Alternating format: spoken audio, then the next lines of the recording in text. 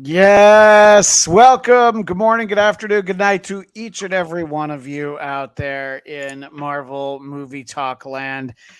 Once again, we find ourselves compelled to do an emergency episode, and this is an emergency. So much to talk about D23. We'll have to take a break from what'll probably shape up to be a baker's dozen of episodes about Deadpool and Wolverine. Instead, we have Earth's mightiest heroes assembled today. I am Christian Bladt right there. Katie Hampton. Hello. And Jim J. Bullock in the center square. The one, the only David Brody. Thank you, sir. He's muted, so he can't even negate my, I could call him Shadow Stevens if he prefers than Jim J. Bullock. And of course, Count Shadow Eric Conner. So glad to have all of you here.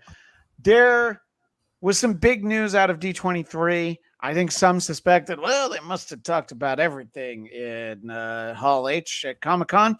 And, they talked about a lot of movie stuff. They talked a lot of big future stuff. But we got some very tangible, some visuals, great stuff. Personally, I am most excited about Daredevil Born Again, which apparently we'll have in March of 2025, if release dates are to be believed. And I want to go around and ask everybody what they're most interested in, and then we'll kind of break it down. Katie, I think I know your answer, but go ahead and tell us what you're most excited about. Just from the D23 stuff, or from the D23? Yeah, no, D23. Well, as some of you may or may not know, I'm a big Fortnite fan, and there is a new Marvel season coming, and we got to experience some of that stuff within Fortnite this last weekend. So there's a lot of really cool stuff coming up. So I'm very excited about that. I'm also very excited about Daredevil. All right. We'll give you partial credit on that for picking half the right answer. No, and I'm glad that you're in on this Fortnite stuff because I don't understand any of it. Okay. I think before my kids started playing Minecraft, I thought Minecraft and Fortnite were the same thing. They can be. What? Yeah. My mind. Count Conner, what are you excited about from D23? Well, so on one hand, okay, this is one of my favorite gets from any Comic-Con was Tron. Look at this thing. It lights up and everything. The light cycles? Yeah. Oh yeah. No, it's pretty cool. This was a rare get. But the problem with Tron, they haven't really made a good film yet. They made great ideas. Maybe third time will be the charm. Yeah. Let's hope. But the one that most I'm sorry, go ahead, Christian. No, that's what they say. Third time's the charm. We'll see, or it's third strike. But the other third that I'm very excited about, though, maybe most excited about any of these titles, Incredibles 3. I adore the first two. Adore, and I don't throw that word around a lot. And I think especially if they make them teenagers, like a little further along in their teenagedom, I think they can't miss. I believe one of his biggest complaints from Mr. Brody is that you've never said you adore him or anything about him. But we'll move on. Brody knows how I feel about him. It's unspoken. He knows. He knows. Mr. Brody, what are you most excited about? Well, speaking of Adore, the new ride at Disneyland, or Disney World rather, where you get to ride on the Monsters Inc. door ride and ride through the doors like they did in the movie. Heck yeah. Very excited about that. We've had that ride in California for 20 years. So welcome. Yeah, but you live in California. Century. But it's California, so you lose 20 points right there. Disney World is much better. You know what's great? All of these experiences you can experience in Fortnite wherever you are. So I don't need to leave the house and I can go on the Monsters Inc. door ride. All right. Now you're definitely speaking my language. I appreciate that. So when is Pop-Tarts Fortnite? Well, I think never. I think Jerry Seinfeld did that in. I think there'll never be Pop-Tarts. Defrosted. Pop-Tarts the ride? Okay. Yeah. By the way, we'll start diving into Marvel, but Daniel Drew also hopes there's a time jump for Incredibles 3, which we appreciate. And also big news. The city is repaving Dominicus Saxon Street, so he's stuck inside all day. Now he can be stuck watching us. Yes, I hope that they Fortnite. Fortnite pave his street at some point in the near future. So, I think we'll build up to what we can talk about from D23. We'll go semi chronologically. And, look, we got more talk about Captain America, Brave New World, which, as we've already established on this show, will be our 2025 Valentine's Day date for Eric Conner and myself, trying to recapture the magic of when we saw Madam Web this year. But, Eric, they say lightning only strikes once, right? But when it's our hearts, it can strike every day. There you go. Yeah. And one of the things we got from that panel was a better look at our Red Hulk, who not just looks like Harrison Ford, but looks like Harrison Ford during Comic-Con interviews when he gets asked questions, which we shared on our most recent Deadpool and Wolverine episode. We shared a couple of those. We've seen how much he enjoys the cute and clever questions. And I remember from Indiana Jones and the Dial of Destiny, this is not what Harrison Ford looks like with his shirt off. So I feel like this is a little bit of fake news. But look, I think that we didn't really learn much new about the movie. It was stuff that had been covered at Comic-Con, stuff that we knew. But I have to admit, more excited about Red Hulk now that we actually saw him. The first teaser trailer where he had his foot, I'm like, oh shit, we're gonna get that. Then you actually get to see him, and I'm like, all right, I gotta see how they make this all work and all that kind of stuff. Mr. Brody, your thoughts on Red Hulk? I know that you remember a time when there was only a green Hulk. I read comics a little longer, so I remember the return of the gray Hulk. This Red Hulk is crazy stuff, though, right, Brody? It's crazy stuff. I feel like it's a great way to get around not having to have Mark Ruffalo in your movie, but still get a Hulk. So I read someone say it's the communists taking over Marvel, and it's the communist agenda that it's a Red Hulk. I don't think that's accurate. Wow. So I'm excited. Here's what I'll say: if Red Hulk tells you to get off his plane, you get off the plane, right? But I'm excited we got to see more Saxon of him. is Googling Red Hulk right now. Be careful. Yeah, Be careful when you Google those terms. That's all I'm going to say. You could Google Hulk penis, which is a sketch that my husband did, and it's very funny. A drawing. Is that why you married him? No, it's a sketch. It's very funny. No, what if I just Google penis? I'm going to sketch you like my French Hulks. What do you think, Eric, of our look at Red Hulk here, sir? Well, I think it's exciting that the president becomes the Red Hulk. I mean, I have so many questions about secession at that point. Is he still president if he's now a Hulk? That's the stuff I'm more excited about than a Red Hulk, although it looks pretty good. I would love to see Harrison Ford. I mean, one thing that's been really fun with Harrison Ford in this stage of his career is he's gotten a little bit riskier and, dare I say, friskier over time. And so the idea of him actually doing the Bixby turning into Lou Ferrigno, I'm there for that alone, even if he never finished completing a Red Hulk.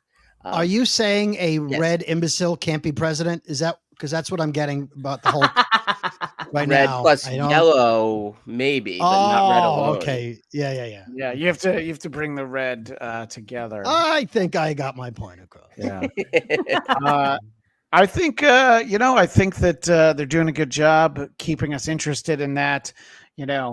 Don't try to build on Deadpool and Wolverine and make us feel like it's going to be anything even remotely similar in terms of the vibe. But I am looking forward to that, and we'll see it before we know it. So in a little bit more than a month's time, this show here is going to do what we often do and kind of become an after show for Agatha all along, because it is the new Marvel show. And I just, the more I see about it, the more I'm reminded of that. Boy, this is coming out way too late, and I'm not that excited about it. Has nothing to do with Catherine Hahn, who I think is fantastic, and I enjoyed her supporting role, emphasis on supporting role, on WandaVision, but I am not really feeling it, and they did a presentation there. It's really the song is why they felt like, oh, but we have to do this now. We have to do this as a show. I'm going to start with you, Mr. Conner. I know we've talked about this before, but I'd like to get your thoughts. And if you have to switch away from me because of the dog, please do so. No, actually, if you could stop talking, I would just want to listen to the dog. I feel like it'll probably be he speaks for both of us. okay, that's fair.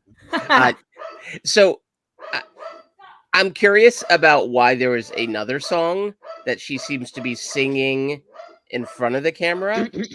Yeah. I don't know. Is this a musical? I'm not sure what I'm seeing. Weirdly enough, I found the last trailer, I understood more of what they're going for. This trailer, hopefully you guys, you brilliant, beautiful people can enlighten me. I'm not sure what I'm seeing when I watch this trailer. Like, I love the cast. Aubrey Plaza, fellow Delawarean. I'm always going to, of course, be very biased for that. There's only 6 of us, so, we're pretty rare. But the cinematography is good. The production's not good. But I'm just not quite sure what it wants to be. Maybe you guys have a better vision of it than I do. I think this is sort of their push for sort of more Halloween villain content, and we're seeing a lot more of emphasis on the villains to begin with. And Agatha was such a great character to kind of push that effort forward with like the fun villain characters that are probably going to be coming to Disneyland and Disney World and all of that very, very soon. The song was odd, but like kind of cool, like that they were all up there, and I was like, oh that actress. And I'm excited. Aubrey Plaza is very clearly the villain in all of this. I'm excited to see what it is, but it just feels like Agatha's going on her own journey down Witch's Road, and we'll see. It seems like it's just going to be like a lot of shout out and thematic episodes based on horror movies that are classics. Also maybe Hocus Pocus. I mean, when you say that, like, right, I think it's almost like a slightly more adult Hocus Pocus with, I think it's a good pitch you got there that this could populate their theme parks for many Halloweens to come. Sure. Yeah. I think they're kind of going with the WandaVision sort of like thematic, like genre oriented, but it's all horror genre, or what looks like Mayor of Easttown in the beginning with Agatha when we first meet her again. Who knows? Yeah, I did like that, Brody, you decided to text me that this is the Agolite, the Marvel version of oh no, which I found that there's like you passed me a note in class. You're like Agolite. We've talked about it. We've talked about how this is going to be kind of the focus of this show for what I believe is going to be 6 weeks. Your thoughts, Brody? It looks a little young to me. It looked, first of all, the Wicked Witch of the West is in the trailer, so I guess they're following the Yellow Brick Road at some point, and she's picking up people along the way, but it also looks like she's got the Scooby Gang with her. There's people that aren't witches, I think, like the teenagers. It just seemed very Descendants from the Disney Channel, very young, very goofy, very one-liner Disney, Hannah Montana with the punchlines. It didn't seem superhero-ish to me.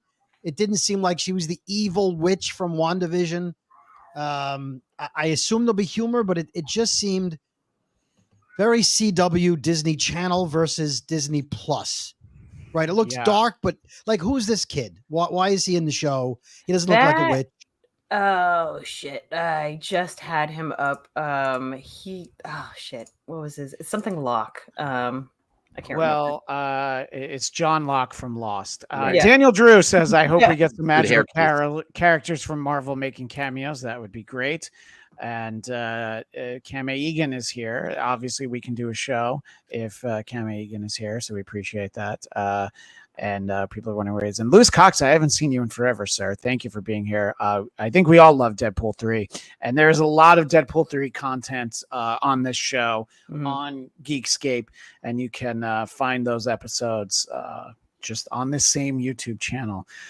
So, Brody, if this looks young to you, I'm going to assume you never checked out sort of the Marvel expanded fare like Cloak and Dagger and The Runaways. No. Yeah. I read Cloak and Dagger comics. I have their first appearance, like 25 copies of it. But no, that's not my realm. Now, I will watch this show every week. I will be part of the breakdown if you'll have me. I'm just saying from the trailer, and I think it was Eric who made the comment. I think the last trailer, or maybe it was you, Christian. I think the last trailer looked a little more serious in tone. Yeah, it looked a little more dark, a little more Darkhold-ish, a little more Mephisto-ish.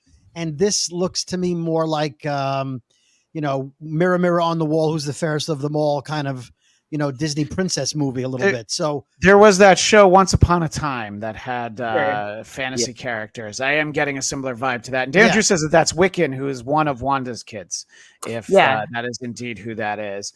And you're in good company, Brody. Kame Egan got the same vibes. Kame Egan with the return.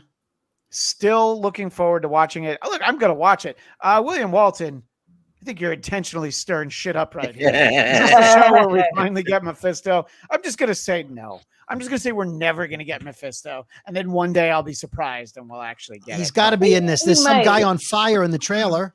He shows up in the end credits of Secret Wars. Yeah. That's true. I mean, honestly, he might. And just to give credit to our buddy Ivan Soto, he also pointed out that it's Billy Wanda's son, and that's Wiccan, and Speed is the other one, but this one makes more sense for this show. He's top billed, but he doesn't have a character name within the IMDb credits, which is Daniel Drew says that the guy specifically listed as teen. I don't think they're going to reveal his actual name. I think they're trying to reveal who Teen is. Right. And he's like in the forefront of all of the casting. So it's like, he's top billing.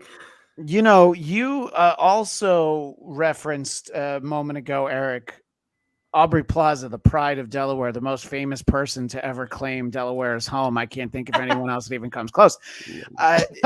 Is she going to be playing an extension of the Shadow King? Because on Legion, she was one of the faces of the Shadow King. And in my mind, she's just going to still be that character. You're not going to be able to convince me otherwise, no matter what the show says.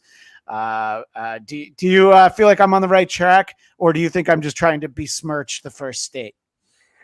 Well, you're always besmirching the First State, which is just your default setting in life. But it's a little bit of a stretch, but I mean, if it's going to keep you watching and make you happy, let's say it's going to happen for you. For you alone. After college, I had a friend who moved to Wilmington, Delaware. You know what he said was the best thing about it? It's so close to everywhere else. Yeah. Lewis Cox in the chat. Come on, Agatha looks cool and so much fun. I have not seen the show. The trailers look cool. It's kind of calling the goth in me. Look, I totally get that. And he and Ivan also liked Once Upon a Time. Look, there's a lot of fans of that show. I mean, I don't even know how many seasons, but I do know that they had like a convention for it. So obviously it was big enough. Well, I would say that like just with D23 being D23 and like looking at all the Disney stuff, I feel like they sort of G-rated their version of the trailer for this event, and like I understand where it kind of feels a little bit goofy poppy Disney and how that's going to be a turnoff, especially for Marvel fans. But I think this is going to be a little bit darker. I mean, we saw some like sort of Exorcist style stuff in the original trailer. Like I do think they're going to go deep into some of like horrific, like witchy type things, but they're keeping it light for a broader audience as of now. Yeah, no. I think that, I think we're all kind of in agreement that we'll see what this is. Yeah. This permutation of our panel likes Catherine Hahn's performance. I I feel like the way that WandaVision ended was not particularly strong. It wasn't. And the reveal was great. Right. The song was great. That final episode was like, I mean, but also, right, COVID was like COVID, right absolutely. in the middle of all Huge, that. yeah. I mean, it released right at the height of COVID. So, but Yeah. the shooting of it, I think, had a That last episode in Yeah, particular. we talked right? to our friend Caitlin and Alexa. They both worked as COVID compliance on WandaVision right. when it resumed back here in LA because it was too involved to try to go back to Atlanta where they started it. Yeah. So yeah, I think Go we're ahead. seeing a lot of different like splinter issues and like results of that, including the Kang Dynasty stuff. Like I think there's a lot that the pandemic hit, and then a lot that Jonathan Majors' whole split from actual Marvel is making some interesting different decisions throughout the Marvel decisions, and like trying to keep up where they were going, but not the path that they were going on. You know, you had me excited for a second because you said Splinter, and I thought you were talking about Master Splinter. And I You was know like, what? man, Maybe we get we're something talking from Daredevil, man. I thought we were talking Turtles for a second. I But would I'm love glad to you talk mentioned. Turtles. I'm glad you mentioned our Crossover we all favorite need. lawyer, the hero of Hell's Kitchen, Daredevil Born Again. There were some images that I'm sharing with our visual audience right now, and multiple Daredevil helmets. I was going to call them hats, but they're really helmets. No, the Owls, masks. even. They're actually Schmatas. Oh, is that their Schmatas. schmatas? All right. Kepi for your Kepi. Thanks for explaining it to the goys. Yeah, the goys in the hall didn't realize that. The boys in the hall. Oh my god. So, obviously, very excited for this. This is kind of the crown jewel of this presentation, and it was very exciting to see who they assembled on the stage there. Obviously, Charlie Cox, John Bernthal, the one true Punisher. Sorry, Dolph Lundgren, Thomas How Jane, dare you? Other guy. and, Deborah Ann Walls, and guy who played Foggy. I'm sorry, I forget your name, but and We all Vincent do. D'Onofrio. JD Vance. Who, Nope. no. Foggy only sleeps on a couch. That's all he does. He doesn't Oh, my bad. But look at Vincent D'Onofrio here, just looking like a normal guy. And I'm like, no, that's not how I want to see him. It's weird, know? isn't it? It's weird. Yeah. He should have Like, come out all kingpingy. I'm not gonna lie. When he first came out, I was like, "Wait, who's this?" I was like, "Oh my god, it's Vincent D'Onofrio." That was, by the way, that was for me the reveal of Jude Law in Skeleton Crew. Like, Oh, it's yeah. like takes off his hood. It's like, wait, who's who? that? And literally it was like, huh? Wait, that British guy. No, he looks actually great here. Yeah. Like Ozempic, his newest face is right there. I mean, he looks good. Like, I'm so used to seeing him now looking always very large Big. and broad shouldered. Very large. I mean, He's a that big is- man. I mean, that's the character. We That's lost Brody. Yeah. just for a moment, it seemed he gave us a Yeah. 1 minute. But yeah, no, I mean, that's the character. I always assumed that they had sort of like boxed him up a little bit with his outfit and his costumes, but no, he's looking completely different here. Yeah. Eldon Henson is Foggy's name, and he was tremendous on the show. Almost making us forget about that Favreau guy who had played Foggy in the cinematic version, but almost. So, look, it's very exciting that we got to see that the cast was there, and they did get to see some footage, and Mr. Brody did share that footage with us, but I think his lighting has been readjusted. So now he looks like he's about to quantum leap. So I can't wait to see which episode he quantum leaps into. Oh, boy. And then he goes, oh boy. So I hope it's the one where he teaches Michael Jackson how to dance. But, in any case, I feel like this is what I'm most excited about. These images that we got were pretty great. And, I feel like maybe we'll take a look at what Brody sent us on mute. You know, he got this wherever one gets anything. And Mhm. we'll just kind of look at it and talk through it. And, you know, look, this is what it looks like when you buy a bootleg DVD in Times Square. You know, I definitely saw movies. I saw movies that looked like this for the first time. This is definitely, I think 28 days later, I think I saw this way. So, you know, it doesn't always work, but we're getting to see kind of, we're kind of bootleg getting I saw of Jurassic Park years ago. The Universal logo was at a 45-degree angle. It was awesome. That's all right. Impressive. So we know we have our pal John Bernthal returning, and you know, we have like really a lot of returning cast, and it looks like, you know, look, when they first announced Daredevil Born Again, it was going to be a separate show. They were going to, we know for whatever reason, I don't even know how we found out, but they were going to kill Foggy and Karen like before the pilot episode. Like we weren't going to see it. And whoever pulled them aside, you know, I think that, go ahead.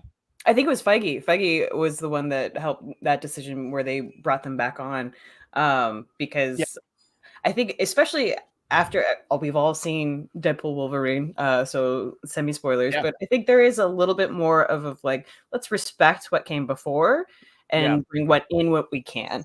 And that definitely feels like what they're doing. I think you're mostly right. I think Feige had been brought to that by the return of Bob Iger. I think that there was definitely a little bit more like, let's get back on the path that seems to work the best for us. And look, there's a lot of very cool visuals from this Daredevil trailer, but him getting to interact with the Punisher, I still say that I think it's the season 2 of the original Daredevil series on Netflix when Frank and Matt are sitting in a cemetery. It's not like some of the best, you know, superhero or comic book acting. It's some of the best acting I've ever seen, that one scene. So watching the two of them together, I'm very excited. And I hope it means more things for the Punisher and for Frank. And as people are watching this, see that it also means the return of Vanessa. So Vanessa will also be back. Vanessa will also be back. But some people have compared, there's this scene of them in a diner, and it's very much like Heat, the film Heat, you know, when De Niro and Pacino finally get to meet, just sort of sitting there, just chatting. And we get all kinds of cool stuff. I, for one, cannot wait till it. Look, we know the month. They didn't give us the day, but they said March 2025. And we're going to, of course, get, you know, Cap before that. But very excited all across the board.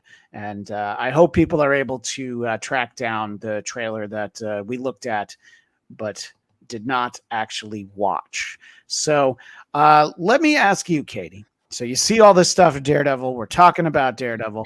What are your thoughts on the fact that in March 2025, Dominicus Saxon will turn 54, and you're retired already? Good for you, sir. That's to be admired. That's the dream for all of us. 40 years, that'd be amazing. What's that? That's never 40 gonna years. happen. I'm an American. By the way, he's a size double XL if anyone wants to know. All right, I'm gonna do a new run of Black Cast shirts for your birthday. I haven't done any in years. I hope Matt and Casey's listening. Anyway, Katie, your thoughts on what we're seeing of Daredevil, and I'll share some more of what we're seeing as you go. I am excited for White Tiger coming into the mix. I'm excited for a lot of different things. I like that we're kind of going towards a darker Daredevil and not necessarily sort of the lighter thing that I think Netflix originally was trying to go for. But yeah, there's a lot of interesting characters, a lot of interesting plot lines that we need to finish up. And, you know, we left off threatening Vanessa. So who knows? Well, Vincent D'Onofrio runs for mayor, what that's going to hold. But I think we've got a lot of really great action. I'm so glad that John Bernthal is back because, I mean, he was a hit for a reason. He played that character so perfectly well. Yeah, no, I definitely agree. As as one of the co-hosts of the unofficial Punisher season 3 after show on AfterBuzz TV. We covered every frame of that show, and I was very excited to know that we were going to keep him as the Punisher. And it's smart. I don't know if you agree, Eric, but there's literally no reason to replace any of these actors for the characters that we're talking about. I agree, because it was almost like stunning when they talked about doing just that. Like, this was a formula that really worked. It was the most respected and beloved of really all of those Marvel TV shows. And so when they talked about replacing some of those actors, it was kind of like, why? So I don't know who said what to whom, but I'm glad sort of Disney Marvel woke up, because all they would have done is taken a property that really had everything intact and would work nicely within the framework of how they set him up, even in Spider-Man. So I think, I mean, Charlie Cox too, I mean, talk about kind of like a sort of perfect marriage of character and actor, you know, and so to not mess with the chemistry of that, I think, because one thing he's so good at is how he plays off those other actors. And so even if you just put him off on his own little island, I'm sure Charlie Cox would still be interesting as Daredevil. That was really the hook of that show, was like how the interplay between all three of the leads. Also, it's good to see Vincent D'Onofrio not in his costumes from Echo. I could do without that Hawaiian shirt, which I know is a version of Kingpin, but maybe not the version that kept me up at night. I don't know. Maybe it's because I view Weird Al as the Hawaiian shirt wearer of our lifetime, and any villain in a Hawaiian shirt thus doesn't do much to scare me. And I'm just excited that they also are giving us so many episodes. So clearly, you bring up Heat. Clearly, they're going for something kind of epic with this. They're not just giving us a fast 5 episodes and calling it a day. But what was the number? It was like 18. I think it's 18. I think it's 18 episodes, which is very impressive. That's massive. Unless someone's a time traveler who was plucked out of the year 1999, when you expect every TV show gives you 22 episodes. Right. It's not what we're used to. And are we expecting a mid-season break where we stop at 9 episodes? I am. I would assume that, and that's fine. So, Mr. Brody, how did you feel? How did you feel about Vincent D'Onofrio raiding your wardrobe for Echo and stealing your precious Hawaiian shirts? Let me be clear. The Hawaiian shirt thing is a morning zoo host cliche, not executive producer cliche. Sure. I still wore Rock t-shirts and Marvel t-shirts to work. I wasn't the guy wearing the Hawaiian shirts. That being said, I'm glad he's not wearing the Hawaiian shirt, although it looks like his eyes are fine, because apparently he was supposed to be blinded in Echo, shot in the face, and then he was only shot in one eye, and then so I guess he's perfectly fine now. That's okay. The trailer's fantastic. The trailer is fantastic. It goes by quickly, but Bullseye is also in the trailer. Rumor has it he got an adamantium spine or some kind of spine repair. Muse is in the trailer. Muse is a Daredevil villain that can take away Daredevil's powers, so he can't use his radar and whatnot. So there's a lot going on in the trailer. I originally was like, well, why wouldn't they release the trailer? Then it occurred to me that if they release the trailer now, it only hurts the Agatha trailer, because the Agatha trailer is whimsy and fun, and it could be something. The Daredevil trailer is phenomenal, and it's hardcore, and it's everything you want. And I think you better save it until it's its own thing, because you can't compete with that. So I love, even the trailer warped the way we just watched it. I got chills. They were multiplying. It was just like the Netflix show, everything it should have been. There was no Iron Fist, which was fantastic. Oh, the best. So, no! Oh, you know what? Don't trigger Christian. You don't. Oh, you know what? That's enough of him. No. No. I am God here. But there is a show that will have an Iron Fist in it. It's not Danny Yes. Rand, but there is a show that has an Iron Fist character, and I contend that the ending of season 2 of Iron Fist teased an amazing show that we will never get, and they were just going to kind of go for everything. But it grew on me, and I do wonder, and I'll ask what each of you think before we move on. Do you think that we will see any of the same actors as any of the Defenders characters? Are we going to get Kristen Ritter as Jessica Jones? Yes. Are we going to get Mike Collier as Luke Cage? And are they going to go with the Colleen Wing Iron Fist that we got at the end of the series? Even though I thought that Finn Jones grew into the role, I would love to see the Colleen Wing Iron Fist that we never actually got, just sort of from the reveal. So you guys feel like we're going to see those characters, maybe not in this first season of Daredevil Born Again, but perhaps down the road? Maybe even the season 2 last 9 episodes. But Yeah. I would also really love to see Tatiana Maslany come back. Because I think she's great. And She-Hulk is definitely crossed over into the Daredevil universe. So, like, why not? Yeah. Cam Egan, you're in timeout for Yeah. saying no Finn Jones. I am not going to sit here for this hate, except Cam Egan did say something very funny. It'd be great to hear Kingpin say "eat it" when he kills someone. Now you dare to be stupid. She doesn't think Mike Collier is going to come back as Luke Cage. We'll see. If he chooses not to, but they offer it to him, that's a different situation than them just deciding to go with somebody else. I thought he was great. I feel like somebody was. Go ahead. Well, yeah, no, I was just saying I could see a lot of them coming back. But I think Iron Fist might just be on the headline of a newspaper saying Iron Fist killed murderer at large. That might be it, and then that might spur them on to find out Iron Fist's killer. But beyond that, but see, I actually wore my Defender shirt that I have with the TV version of them. Nice. So that's what I want. So I read somewhere that the actor who plays Power Man, Luke Cage, said that nobody's contacted him. They've obviously moved on from him. Danny Rand is appearing in the Wakanda cartoon that's coming. Oh, Danny Rand, the character, but not the actor. So it's animated. Right. And I think Jessica Jones, Kristen Ritter, I think she's been asked back. I think she's the only one of the Defenders that we will see again. I read that about 2 months ago that she's up and ready to do it. I would like to see Colleen Wing. I thought she was the best thing in the Iron Fist show. Great.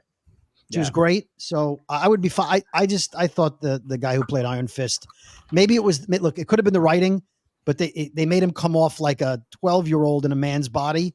And it was just very awkward. So there were some supporting cast issues. There were definitely some things. I thought that Razor Fist in season 2, that actor went on to portray the Master on Doctor Who. So I think that the second season had some better elements, but one of those being Colleen Wing.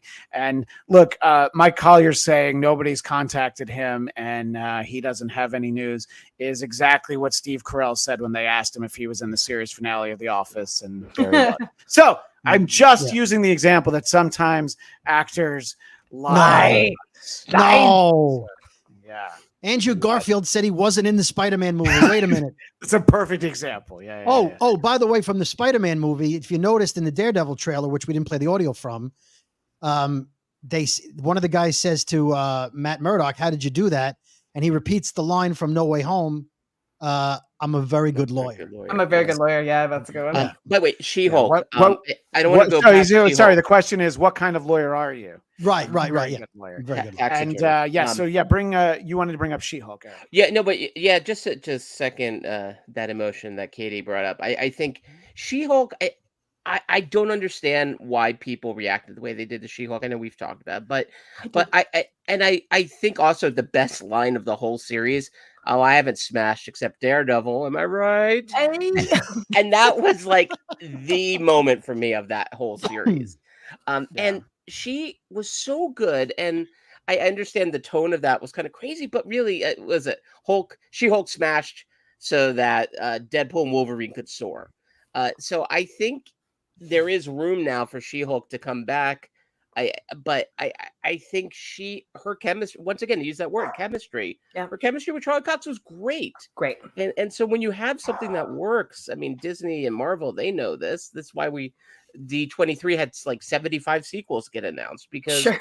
when you have a formula that works, that can keep working for a while, like, don't mess with it. Don't end Yeah, on a hot it's interesting when people kind of universally felt like Toy Story 3 had the perfect ending, and then we not only got Toy Story 4, but we're getting Toy Story 5 now. And by the way, no surprise that the people in our chat are the ones who did like She-Hulk. Lewis Cox, Daniel Drew really enjoyed the show. This is why you're my people. Thank you. You're not a-hole. We need Moon Knight season 2. I would gladly watch more Moon Knight. I really thought, I mean, just the visuals of that character are so cool, but I enjoyed that show. So yeah, and look, we don't know what they have planned. There was some more news about Fantastic Four First Steps, and as he mentioned in the chat, our buddy Daniel Drew made sure that we knew that this was maybe what Brody was trying to show us when we did our previous emergency episode on Hall H. I may or may not be wrong, but we did get to see a little bit of that. And again, we're showing it with the mute on. And I do want to give credit to the person who posted, Richie, who is King Richie 03. So it's, just kind of like a teaser, some teaser footage that they showed. And look, I think we talked pretty extensively about this and the cast in our emergency episode outside of Hall H. And I think it's the same four of us. We kind of all touched on what we feel about this. I think this is going to be great. I hear rumblings that how people feel about Pedro Pascal, and it's not even so much the choice. It's just more that he's kind of everywhere right now. And I don't disagree with that. And I'm sorry, but my friend Hackride made me laugh in the chat. That's Ivan Soto. We love you too. Hi, is this the NBC discussion group on the too early canceled show? No, okay, I'll see myself out. The last chat that he popped into, he wanted to know if it was the discussion group for the later seasons darker material of Kids in the Hall, and I had to explain to him that it is also not that discussion group. But the great Hack Ride, go over and subscribe to Hack Ride Studios, especially if you want a really in-depth exploration of the Howard Stern Show whack packer, Eric the actor, as we later knew him. He does a tremendous show, Unboxing Eric. So see, you went and got yourself a plug there. But we're getting a feel, but I'm going to say it. We're getting a vibe for FF First Steps. How are you feeling about the vibe, Katie? I'm excited. There is a lot of mystery. We didn't have them actually at D23 because they're still filming. The costume, they just started. Yeah, they just started 2 weeks ago. Yeah. Right after Comic-Con. So good on them. Keep your heads down. Just keep filming. But of the teases that we've seen, of the costumes that we've seen, of the sort of genre vibe that we're going for, I'm very excited. I heard, I didn't see this part, but I heard that there was a little like talk to camera type of thing that they conducted. And I do have an image for that, but you'll need to keep talking. Yes, of course. It's just, I think all of the promo materials and everything that we've seen from the Fantastic Four stuff, I think it's really good. I think they're on the right path. I think we've got sort of this 60s futuristic metropolis-y type of era of art, and I think we're going to have a lot better, including seeing more of a trailer in the distant future for this. But as we kind of kind of recycle some familiar ground, Eric Conner, I do want to get your thoughts on what we're sort of seeing, including as I intentionally filled a lot of time to bring us. This is from the video that was shown there. So we see Johnny Storm in the official costume. I don't love it, but Eric, what do you think? No, I mean it's a little bit of Barbarella to me, which I'm fine with. Okay, now I do love it. All right, you got me. Yeah, I mean, you know, at least three of us are in the same age bracket, and so we kind of grew up watching, you know, sci-fi from like before our time, like 60s, 70s sci-fi that leaned towards these kind of costumes, and so I think there might be kind of almost like a comfort food to it, seeing something that is so purposely retro. And I think it's important. I think like with the Marvel universe continuing, I think they, you know, they do have to like take some bolder swings. And so I think having something like this, like retro, neo-futuristic 60s, it is a smart move. I think we all know who's going to show up in the end credits on this one, which will be the biggest pop of the whole film probably. But I'm excited Mephisto. to see Yeah, always Mephisto, played by Robert Downey Sr. That would be the real twist. He's unfortunately deceased. You heard it here first, folks. Robert Johnny. Robert Jenny. So I think it looks kind of cool. I think it's a tough sell. I mean, we've seen Fantastic Four crash on the rocks multiple times. Great interview though that Christian was nice enough to invite me to was with Joseph Culp, who played Doom in the original. And it was funny, I looked at that costume with a lot of white on it, and then I looked at the costume from the Fantastic Four from what year was that, Christian? Was that 1994? Yeah, 94. Okay, where it looked like the letter was just sort of not even glued on, but just sort of taped on at the last second. And so it is nice seeing a sort of comic-ish costume. I think it's going to take us a minute to get used to it. And I think also too, when they come out of the 60s into wherever they're going to land for the future films, that's when their look's going to get a whole lot more modern. But I think it'll be fun. I think it's a smart idea to come at it from this angle. And the actors, I adore all four of them. So I don't see how this could be so bad. But I also thought maybe the last one might not be so bad, and I was proven wrong within a minute. That first minute, and to Eric's point, we are showcasing that to date, still the best Fantastic Four film that I've seen is this version that we're sharing with our visual audience. And although I did like Michael Chiklis as the Thing, Commish Ben Grimm was exactly what I think we all needed. Brody, we've talked about it before, but where are you at on not the visual that we see right here, but the one that's a moment ago? Well, I think what they did was they took the John Byrne Navy uniforms of the 80s and they made him look like the 60s. He's got like a plastic leather wide belt from the 60s. So I think they took a retro look and then retroed it even further back so that it would be.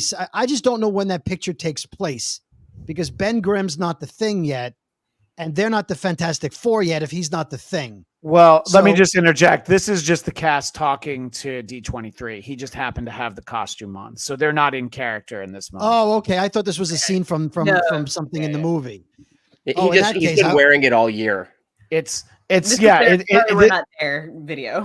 This is a sequence called FF versus Salad.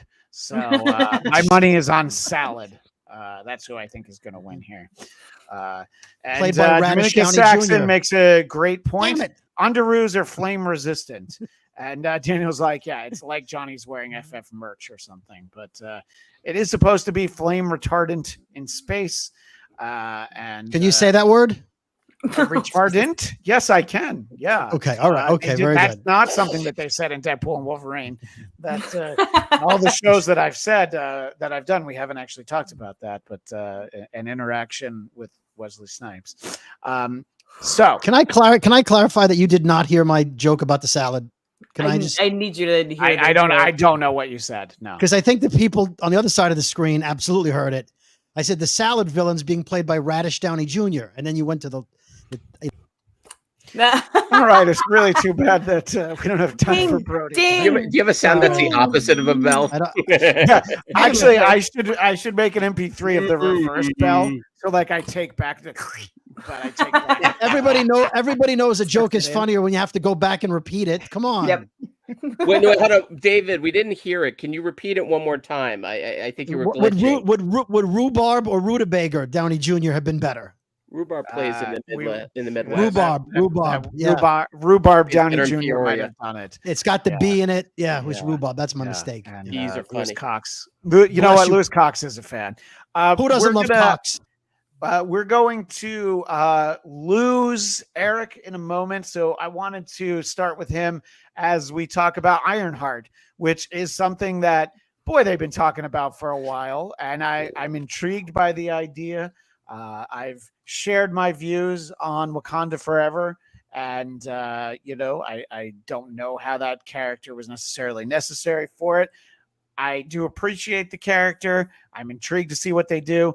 What are your thoughts for what we've learned about the Ironheart show from D23, Eric? Ironheart and Armor Wars right now are in the same spot where it's kind of like the Great Pumpkin Patch. Like I want to believe. I'm not going to believe it till I'm not even watching it till I'm watching the end of the episode. Because they have pushed this thing back and they've promised and pushed and this and Blade. They've just been teasing us. Now, her appearance in Wakanda Forever was great. I mean, it was a really wonderful introduction of the actor, the character, and the possibilities therein. And Dominique Thorne is the actress's name. Thank you. And She's Riri great. Williams is the character. Yes. Yeah, and I think, even though I agree, it was a little bit kind of forced in there. It was like the celebrity cameos on 80s sitcoms, Hey, is that the Flaming Lips on 90210? Yeah. Anyway, and they just went. What a reference. It was more like on the 60s Batman and Robin when they'd be climbing up the side of the building. Oh, right. And it's right, like, hey, look, it's Dick Clark. Hey, teenagers. And then he goes back. It's a little bit more like that. Yeah. Yes. It definitely forced in there, but she's great. And I think she brings a really unique energy too. That's the thing, because we've had so much Marvel content over the last decade. It's like any chance they have for finding a new way in, a new sort of mold, I'm there for. I mean, Christian and I are two of the people who I think defended Eternals because it at least was its own thing. You can't say, oh, it's too much like blank. No, it was its own thing. Not everyone liked it. Most people didn't. But I think Ironheart should work if they ever get to it. And Armor Wars, I hope my children live long enough to see it. I haven't heard a whiff Baruch about Hashem. Armor Wars in a very long time. But yeah, and look, Like this is- we've got some people in the chat. Our buddy Daniel Drew excited for Ironheart because love the character, enjoyed her in Wakanda Forever. Lewis Cox as well, and Lewis also appreciated the fact that Eric outed himself as somebody who, after school, every day would sit down at the Peach Pit and just hang out with the gang. I don't use jelly. Well, yes, we know you. We know you use Vaseline, which is the other part of that song. No, I like seeing a bit of her helmet on the displays on the stage at D23. Yeah, so I feel like this is like a coming soon. So this is probably not 2025, No. but they knew that it had been too long since we'd heard anything. And I think people know, Ryan Coogler was there for the presentation, and it's really his team are doing it. I don't think that he's hands-on, but I'm going to say he's not hands-off either. He's just not like directing it, So I think that we will see how all of that goes. Now, I think that that's all the scripted live action that was covered there. And out of solidarity for the Animation Guild, Eric does not want to be here while we talk about any of the Marvel Studios animation, or he actually has to leave. I don't know. I guess you got to teach or something. I don't know. I don't know what you're really doing. I'm helping with a panel at a film festival. Actually, I'm being very fancy. I'm even going to put on pants. What are Which those? film festival? What are pants? I don't No. know. Which film festival? Holly Shorts. Oh, perfect. So, Great. One of those prestigious film festivals with panels at noon. And then I show up, and then it gets a hell of a lot less prestigious the second I walk on that stage. Well, And the opposite of the bell. As someone who saw you in a production of Little Shop of Horrors, You did. I think you command the stage like no other. So Yeah. I don't know if that's a compliment, the way you phrased that, Christian. Well, I'm reminded of a young John Melendez. No. I think you'll be a great addition. Have fun. And Eric's about to head off on vacation. When he gets back, I think at probably the beginning of September, we're going to talk about Hitmonkey Season 2. And I've been teasing it for a while. I haven't watched any episodes of Season 2 yet. So we'll get to it. Yeah.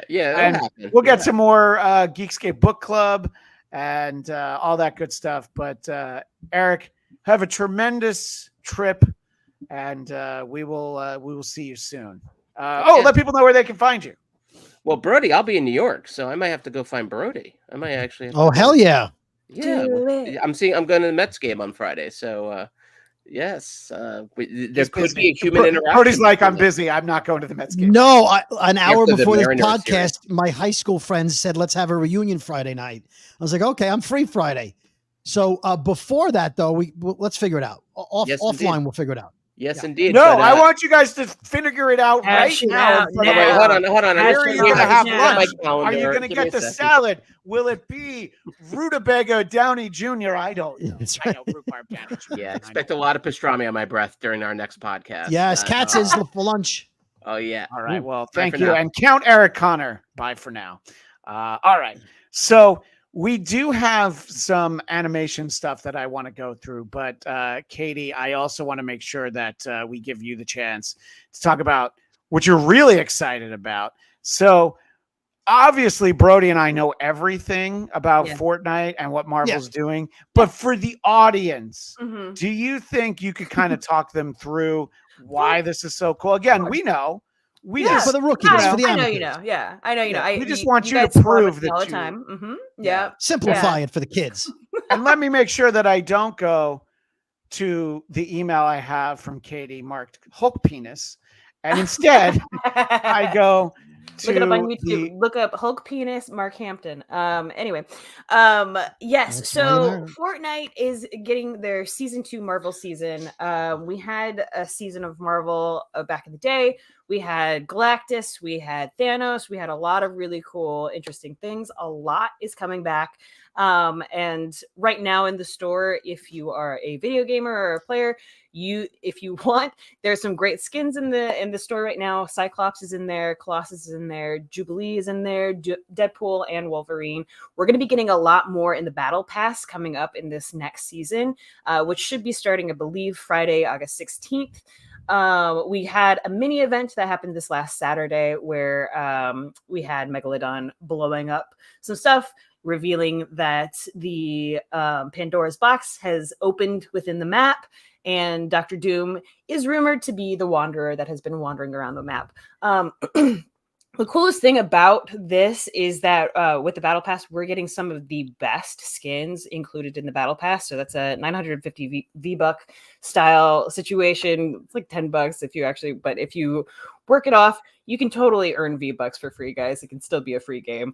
But we've got Peelverine, which we see in the upper right-hand corner over there, which is a... I was literally waiting for you to let me jump in so that we can talk about... So his name is Peelverine.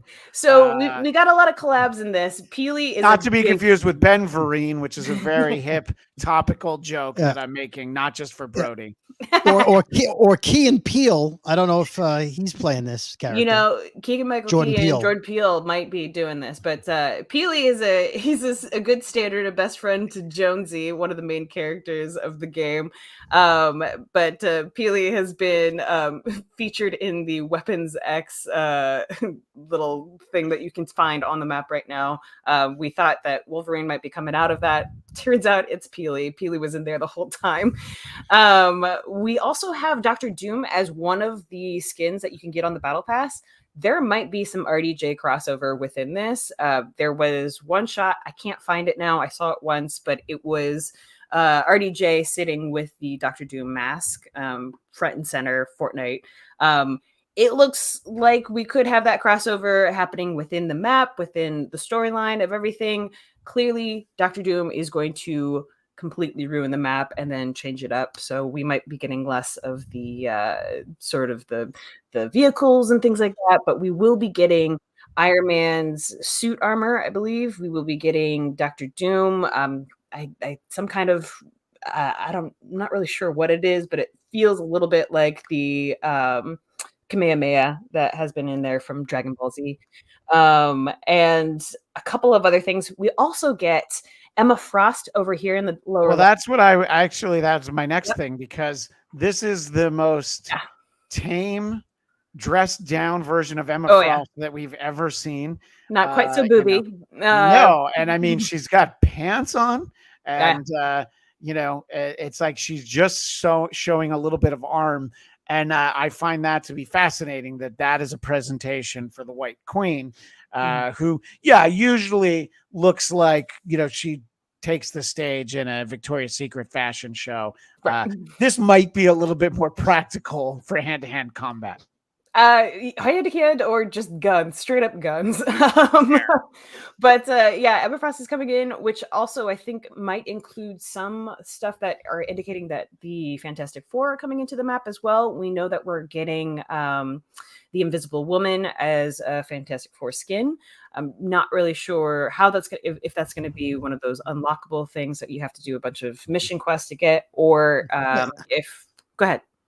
Just wondering, how do you do a skin for the Invisible Woman? You literally just put that on, and then you do an emote that makes her go invisible. That's what I'm saying. Just blank. But if she does actually go invisible, that's going to be interesting, because those are what we call play to win emotes, and that could be something. But I'm not really totally sure how that will work out. Okay. But it's not T'Challa, but we are getting Black Panther, and we're pretty sure it's Shuri's Black Panther. Brody, do you want to share the joke that you texted me, or should we move on? Oh boy. Do I get a bell in your anticipation or not? Yes, absolutely. So obviously I know everything about Fortnite, Marvel, and obviously I understand, Pilverine, duh. Yeah. My only question is in casting, and maybe Christian can zoom in as I ask the question. Why is Ellen DeGeneres playing Captain America? That is not amazing. That is Jonesy, the lead character of Fortnite. There's a lot of crossovers. So much like Peely, we have Captain America Jonesy. And he knew, but he was just making a joke. Of course it's Jonesy, but everybody says Jonesy looks like Ellen DeGeneres. I was going for the obvious. A little bit. So, I might notice that. We've got some other imaging. Is this a Fortnite character that I don't recognize with the we've got Gwenpool. Gwenpool is that is Gwenpool. You know what? Now that you put it into context. All right, of course. And then of course we have Mysterio, which is either going to be a part of the battle pass, or it's going to be an unlockable or in the store. Pilverine is, and then you talked about the rumors, or not even the rumors, the fact that we'll get Doom. And if you go back one more. We're also getting another Fortnite collab mashup with Meow Souls, who's in the back right-hand corner here, and Sabretooth. So that should be, it's likely a Battle Pass unlockable. Any of the sort of Fortnite characters crossover with some of the Marvel characters, that's likely going to be a Battle Pass. So Meow Souls, another favorite of the game. Where's Madam Web skin? That's a great question. Where's the Madam Web skin? William, thank you. That's an important question. And you know what? They haven't revealed that yet, have they, Katie? They haven't. We're all waiting for it. And I know that's Gwenpool now. I'm sorry. I was not wearing the right hat. I was trying to figure out what it was. And it was the obvious that is Gwenpool. My apologies to everyone, but thank you, Katie and Lewis Cox, for setting me straight. The character on the right is giving Howard the Duck vibes. I just thought it meant that Garfield's longtime nemesis Normal was going to be entering the MCU, but we'll just what's his name? Meow what? Meowscles, because he's a Meowscles. muscly cat. He's Yeah, Meowscles. well, But there's a lot more coming from Disney with the collaborations. I know there's supposed to be some kind of actual specific Disney space that you can go to. Apparently Mickey's coming at some point and Minnie. But we also got a confirmation that the Incredibles are coming to Fortnite. So a lot of fun skins in there if you're into that kind of thing. If nothing else, it's like a digital collector's thing. So Yeah. I do recommend it. If nothing else, it's fun. There's a lot of different modes that you can play. You can play a Minecraft style game, but with Lego. You can play sort of adventure games. You can play like locked room, escape room type stuff. Or you can play the battle royale stuff, which I honestly think is very worth it and very fun. Yeah, no. I think look, my video game knowledge peaked with up, down, left, right, BA start. And then after that, it's been decades of like, oh, that looks cool, but I'm not very good at it, you know. So I don't know. Now there's video games in my house again because of Minecraft and my son playing that. But I knew you were excited. And look, I'm not gonna lie, it looks cool. I mean, I don't get Bananarine or Peelverine or whatever, but yeah. And there's also a Deadpool like that I think I saw outside D23. I saw an image of somebody dressed like that. Yes, I mean, there's a lot of crossovers in the store right now. There's a Deadpool mashup with Cuddlepool and Ravenpool. So there's a lot of like sort of the sillier, like more, general audience characters that they have matched and mixed up with some Marvel stuff. And yeah, it feels a little bit like pop art or something, collectibles that some people are super into and some people are like, I don't get it. And it's fair. It's totally fair. I would keep Peelverine away from Hitmonkey. That's just my advice. It's not wrong. There's something to be said for that for sure. So we really ushered Eric out the door, but I wanted to give you both the opportunity to chime in on any thoughts on Ironheart. So we'll backtrack to that before we try to wrap things up with the animation. And one of the things that somebody more eagle-eyed than I was realized that Jim Rash would be playing his character from Civil War as the dean of Harvard, I believe. And so he will be in Ironheart. And I know, obviously, community fans among many, but specifically community fans are always excited when they get a chance to see Jim Rash. But apart from the Rash attack, what kind of thoughts are you thinking as we kind of talk about Ironheart, Katie? Jim Rash was the main selling point for me on this. I was like, oh, right, Ironheart. When is that supposed to be coming? And I feel like Ironheart may have been a product of like sort of the previous Kang Dynasty mix-up. I don't know. I'm not sure. I don't know the story of what they're going for. But it feels like there's a reason why some of these things have been super delayed and pushed back, because I think they've been reworked and reshot. Yeah, no. But I think that we sort of touched on it. Looks interesting. Is this one, again, it's a young protagonist. So do you feel a little put off by that at all, Brody? No, not as much as the Agatha trailer. I wonder if they'll do an RDJ voiceover because he was her mentor. Maybe there's a hologram opportunity, a program that he left somewhere for her or something. I'd like to see. Yeah. You had referenced that Agatha is way too late from her appearance in WandaVision. Yeah. And this thing's going to come out 4 years after she was in Wakanda Forever. And the actress is going to be 30.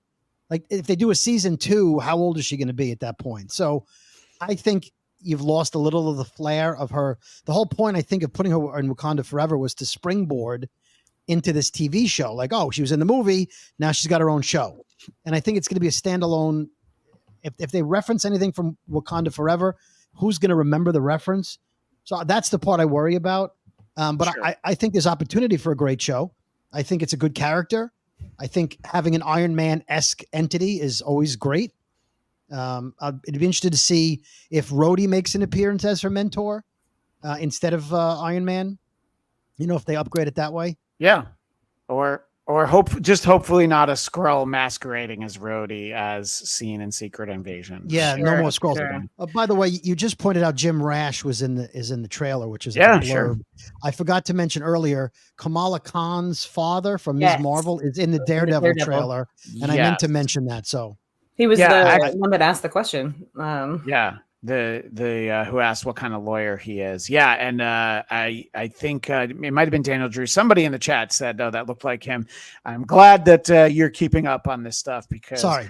I'm no. I'm spinning too many plates. I did not. There's a lot to go on. There's a lot to go over. Yeah, and I wonder if Kamala needs a lawyer. So I mean, if Ms. Marvel needs a lawyer, and that's the crossover. So Honestly, I mean, they're all in the same area. Yeah, they're all in the same gang, as they say. So there was a presentation about Your Friendly Neighborhood Spider-Man and just some amazing artwork. Our buddy Daniel Drew says he keeps going back to this to try and figure out some of the characters in there. So for our visual audience, we're really kind of getting a look. Obviously, some of them more recognizable than others. Like we have Doctor Strange, we have Iron Man, and Doc Ock.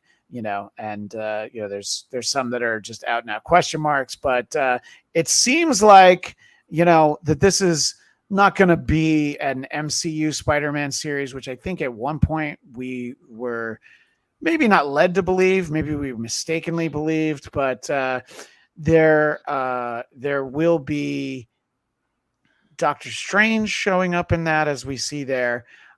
Coleman Domingo will voice Norman Osborn. And the actor who voices Peter Parker's name is Hudson Thames, or perhaps Hudson Thames. Look, I feel like this could very well just be, geared towards a younger audience, but it looks cool, when you have stuff like Spidey wearing the futuristic Stark Foundation and this comes from an account called Updates for Marvel, which I keep an eye on a lot of this stuff, and they have some cool looking stuff here, including that. Yeah. So my question for each of you is, yes, this is animation, but we've gotten some tremendous animation as we've covered 10 episodes of X-Men 97, which we'll talk about season 2 of that in a moment. I'm intrigued, and I'll definitely check it out if I feel like it's maybe a little young or maybe not for me. I hope that I hope it's good. And Lewis Cox is referencing there was one on Disney XD that wasn't too bad a few years ago. I have heard that one did a pretty good job. I liked that one. And when I was doing shows for AfterBuzz, we actually had in studio the actor who did the voice of Peter in that show. So it was definitely fun to talk about. And look, I always enjoy Spider-Man. It's just, it depends on, oh my gosh, the bad pun, the spin that they put on it. Sorry. Do you feel like you'd check this out, Katie? Because look, the Marvel Studios animation has not really disappointed, at least in terms of the visuals, in terms of What If and X-Men 97. Definitely not. It's just pay your actors, guys. Apart from that, it looks really cool. It looks sort of like 90s style animation, which I think is a great move. Hand drawn. It looks cool. There's a lot of characters. I'm curious to know if we're just gonna have this as like sort of separate universe, better friendly neighborhood fun. I like that we've got a fully animated show with so many different characters. Like that indicates to me that we've got a full swath of all the different adventures. We've got Anti-Venom, we've got so many different Spider-Man suits, and then we can see in the background some of the villains and some of the people that might be making appearances. I think it's great. I think I hope they don't try to cross over too many things and make it based in like the cinematic universe as well. I think that's going to be a bridge too far, but I think it'll be a nice, like, fun show that we'll see. Yeah. What do you think, Brody? Is it intriguing to see all these characters, or do you again get that whiff of like, man, probably not for me? Well, I'm looking at the right side of the screen and I see Daredevil possibly, and behind him the infamous grocery man, who's who fought the Hulk, if you remember, in 142. I grew up on the original Spider-Man cartoon, Sure. and Spider-Man and his amazing friends. So bring it on. I will watch at least 3 episodes before I say it's too young or. Okay. I'm excited about it. It could be too young, but it also looks terrific. It looks like it's not going to be that young, though. Like it looks different than the Spider-Man on XD that I think someone brought up in the chat. Like it doesn't look quite as kid friendly. It looks like it might be in the style of X-Men. Good. Yeah. It looks great. I love if all those characters show up and it's an open universe like a regular Spider-Man comic book where anything can happen. I'm in for it. Yeah, that's great. Yeah, no. I think I think it's we're now at a point where we're feeling good about what we've gotten so far and what might be coming in the future. That I am perfectly, I'm like, I don't know if excited is the word, but I'm looking forward to it in the way that I feel like it's going to be good. And Dominicus Saxon asks, where's the unknown comic in that group? And of course, he's specifically referencing the Peter Parker from Amazing Spider-Man 258 after he has Reed Richards remove the symbiote that would later go on to become Venom. He doesn't have a costume, and he doesn't want anyone to know his secret identity. So he gets a spare Fantastic Four uniform and puts a bag over his head, just like the great unknown comic. How did you have that ready? Well, I don't listen to either of you when you talk, and I just read the chat. So that makes sense. Yeah. So that's the only reason I had that ready. Is that tracks. I Googled it. When you have important information in your head, like that's Amazing Spider-Man 258, it definitely makes it a little bit easier to find. But I would love to see that at some point. And I feel like we saw a variation on that in one of the Spider-Verse movies, but don't hold me to it. But look, that looks great. The talk about X-Men 97 is we're going to get characters including Sabretooth, Lady Deathstrike, and we were told that we would get it somewhere within the next year and a half, along with Your Friendly Neighborhood Spider-Man, along with the 3rd season of What If that they are saying is the final season of What If. And I mean, that concept always works. You can kind of go back to it whenever you want if you're so inclined. And among other things that we're getting from season 2 of X-Men 97 is the character Danger, who I believe is the embodiment of the Danger Room, which was probably inevitable that it was going to happen at some point. There was also talk that they would be wearing at some point in the series the E is for Extinction Frank Quitely uniforms that we definitely discussed here when we discussed that book. I want them to wear their individual costumes. I don't like when they wear the matching, the original yellow and blue. I like when they have their own costumes. I never like when they all match. So I don't need that. You do it for an episode for some reason, great. But I want Wolverine to look. Yeah. It is the Friday night City Connect jersey. That's probably what it is. And look, we all talked about it extensively. I think we're all looking forward to season 2 of X-Men 97. And I know, Brody, you were new to X-Men animation. And Lewis Cox, you're right that Grant Morrison wrote those stories, but there's been a dust up online for people referring to those as the Grant Morrison costumes because Frank Quitely is the one who drew the costumes. But yes, you are thinking of the same costumes. It is absolutely the Grant Morrison run, but Frank Quitely was the one to design them. So, but Grant Morrison's who told him what to draw, so you get credit. I don't know how it works. That's Stan Lee would tell you that that's how it is. Steve Ditko would tell you the opposite. So I don't know how their collaboration worked. There are a lot of different collaborations.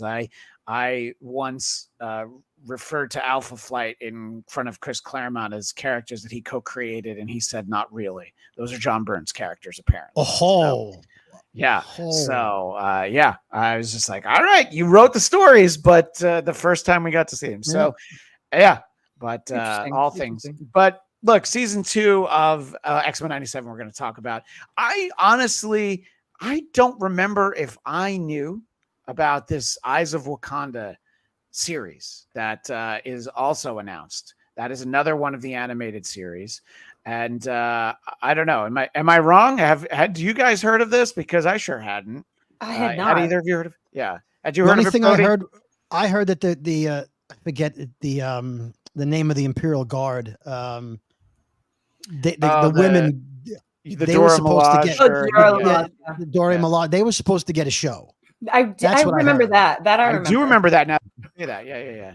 Yeah, that's the only thing I heard. But this Wakanda show kind of out of left field. So I don't know if it's going to tie into if it's present day and it continues from the movies, or is it playing off the adamantium from the big guy in the ocean? Who knows? And they also told us that an Iron Yeah, Fist will appear in Eyes of Wakanda. Yeah, they made it very clear it was an Iron Fist. Yeah. Yeah. But Okay. so I don't know who that one is, but he's not Colleen Wing. But I think that the concept of Wakanda and their technological abilities of it, I think there are many stories that can be told from it. So just make sure that you give us good characters, and I think a show like that is going to work. It is not necessarily one of those ones that I had expectations for. Let's know in the chat, what am I missing on that? Daniel feels like it's been announced for a while, and we'll just backtrack for a second. The new X-Men suits that we're talking about, and the book was called New X-Men at that point. The black and yellow is what he's talking about. So here's the thing, Daniel, all the stuff that's going on. This one was a little bit of a surprise to me, but they had me at Iron Fist, so I honestly I would have checked it out anyway. But it's definitely something to think about.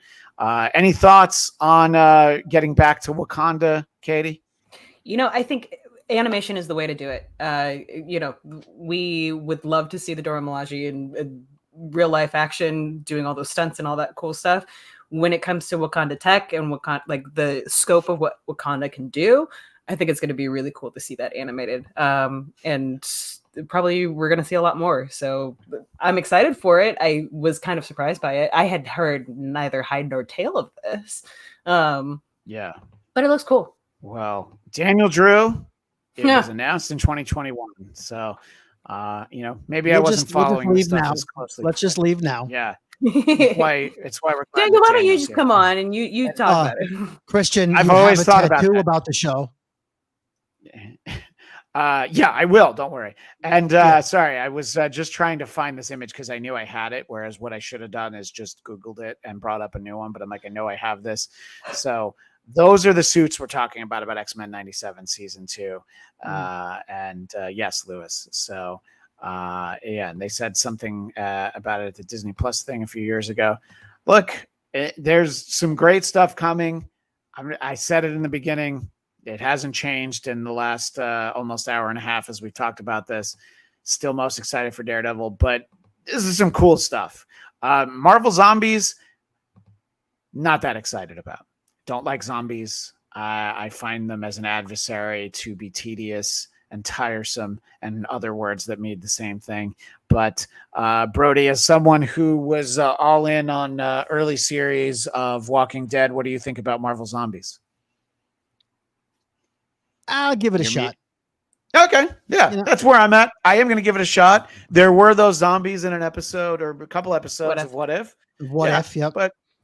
But I mean, if it's clever, if somebody cool eats somebody else cool, and you're like, oh, he just ate Dr. Doom. That's, if it's bloody, to me, it's a gimmick, but I give it a shot. A couple episodes, we'll see how it goes. Would you rather the Marvel Renaissance Fair storyline get picked up for a full series? No. No, I agree with you, Brody. It feels a little bit like, okay, I'll watch it. I'll see how I like it. I feel like I'm a little bit personally just genre wise over zombies. It's late. Yeah, it's late. It's not necessarily the climate that we've been in.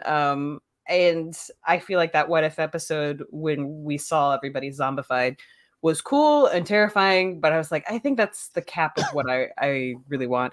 I do know that that's going to be a nice crossover with Fortnite. They're going to have the zombie hordes that they usually do around Halloween time. So Pilverine's going first. He Pilverine, is food. no, he's going to slice and dice all those brains. But yeah, I mean, it'll be interesting. Wait and see on that one for me. I don't know what my opinion is yet. Ivan has sort of my gut reaction, which is Marvel Zombies. Just know I will check it out because I want to see. Daniel Drew says it's a 4-part miniseries. That's TVMA.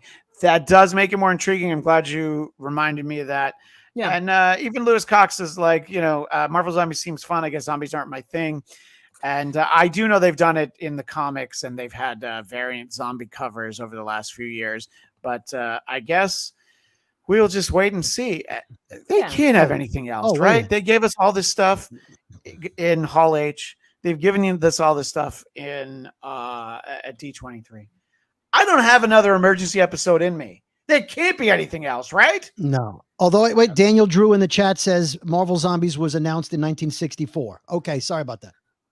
Interesting. Before the 67 Spider-Man. Yeah, that's right. Yeah. That was the first project. The thing about the Marvel 60s is that like all of those songs have amazing theme songs. Like Captain America throws his mighty shield. And, all those who chose to oppose his shield must yield. Yeah. Doc Bruce Banner belted by gamma rays and the mighty Just Thor. Sing it. I don't have the lyrics in my head, but if you join our Patreon, we'll do a karaoke night where we'll all sing all those songs. And you might be asking, where's the link for your Patreon? It doesn't exist because that's the kind of content that I would provide, and people aren't going to watch it for free, let alone. Here's the Patreon. Go to the Geekscape TV and subscribe to notifications. Yes, I think that. And if they do that, they'll be notified when there's a new episode of a fast-growing show, one of America's favorites. What's that show, Katie? That would be Napping Through Happy Hour, obviously. You can check that out. We do not have an episode up today because we did a lot of Comic-Con coverage and we're still editing a lot of that stuff. So no technical episode today, but please go check out the Her Universe coverage that we did with the guys from Fright School. It is up on the YouTube page for Geekscape right now. It was a lot of fun, really incredible costumes and outfits. Like, go watch that, support, like it, comment, do all that thing. And Christian spin-off. I know those guys now, so I'm excited to check that out. And I'm sorry, what's my spin-off, Brody? Who are these nappers? That is indeed my spin-off. Yes. And subscribe to the Geekscape channel. There's tons of great content on there. I recently recorded another episode of Weird Algorithm with our buddy Matt Kelly, and the show that goes song by song through Weird Al's entire discography. And believe it or not, they only have a couple of years left because there's only so many songs left. They're pretty far along. They did some deep dives. And I've done a few. I've done a few of my favorite songs, including Nature Trail to Hell from Weird Al in 3D. So make sure you check out that show. But of course, there's the main Geekscape. And even if I wasn't featured in both episodes 700 and 701, I would still say that people should subscribe. And don't forget this show, Marvel Movie Talk. We do semi-regular episodes during the summer. We've got some other stuff planned, so keep an eye out for us. Please subscribe. You'll get notified when we have a new one coming up. We will talk about Hit Monkey Season 2 after Eric gets back, and before you know it, it'll be Agatha all along. And you can follow me on social media at Christian DMZ. And I have my own personal podcast, The Blattcast, BLADTCAST. Just posted an episode with my friend Carson and comedian Don Jameson where we lamented the retiring from touring of Aerosmith. So you can find that over there if you're so inclined. I think those are my plugs. But Mr. Brody, where do people find you? Find me on social media at David Brody, Brody. And, of course, the Brooklyn Boys podcast, available wherever you get your podcasts. And Lewis Cox said it better than I could. Please, guys, like this video and subscribe to the channel. Hit the notification bell for more stuff like this. And you know what? If it helps, I'll say it. Smash that like button, y'all. If it helps, I'll say it every time. Well if I done. feel like a lot more Super. people smash the like button, I'll say it every episode. Hulk smash it. Oh, but not She-Hulk smash it. Oh, but That's you not should. for me. You know, the right circumstances. All right. But what I do say every episode is what the great Stan Lee would say. Excelsior!